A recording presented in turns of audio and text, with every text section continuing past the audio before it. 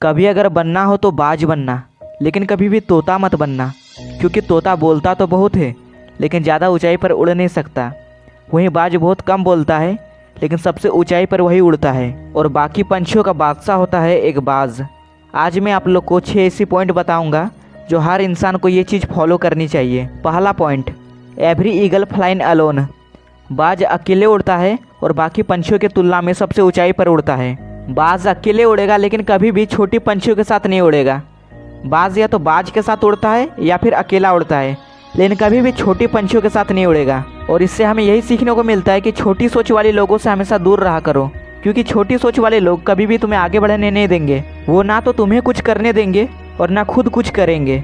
दूसरा पॉइंट, बाज का विज़न बहुत ज़्यादा तेज होता है और क्लियर होता है। बाज अपने लक्ष्य को दूर से ही फोकस कर लेता है और अगर एक बार बाज का लक्ष्य उसको दिख जाए, उसके बाद रास्ते में चाहे जितनी भी बड़ी समस्या क्यों ना आ जाए, बाज उन सब से नहीं डरता।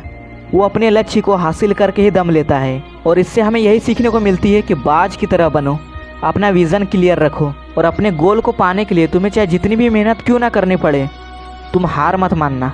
तीसरा पॉइंट, सांप जैसे जीव बाकी पंछियों के घोंसले में जाकर के शिकार करता है, लेकिन वही बात करें बाज की तो बाज के घोंसले में जाने से वो डरता है, क्योंकि उसे इस बात का डर रहता है कि कहीं बाज का शिकार करते समय उल्टा खुद शिकार ना बन जाए। और इससे भी हमें बहुत बड़ी सीख मिलती है, अपना एटीट्यूड ऐसा बनाओ कि हेटर्स भी तुम्हारा बाल भी बांका ना कर सके उस बाज की तरह। चौथा पॉइंट, बाज कभी भी मरे हुए जानवर को नहीं खाता, वो हमेशा जिंदा शिकार करता है। और इससे भी हमें एक बहुत बड़ी चीज़ सीखने को मिलती है कि जो हमारा पास्ट है वो मर चुका है, तो अपने मरे हुए थॉट्स के ऊपर ध्यान मत दो और अपने आने वाले ताज़ी फ्रेश ज़िंदगी के बारे में सोचो। वो तुम्हारी पुरानी यादें जो तुम्हें तंग करती थी उसे तुम भूल जाओ, उसे पास्ट में ही रहने दो, उसे वर्तमान में जगह मत दो, क्योंकि पास्ट में तुम्हारे साथ कितना भी बुरा क्यों ना हुआ हो वो सब यादें मर चुके हैं, तो उसकी जगह वहीं तक थी, अब तुम ईगल बनो।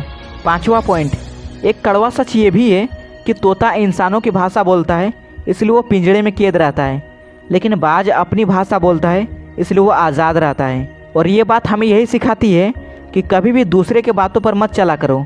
बहुत से लोग तरह तरह की बातें बोलेंगे, लेकिन आप वही करना जो आपका दिल चाहेगा।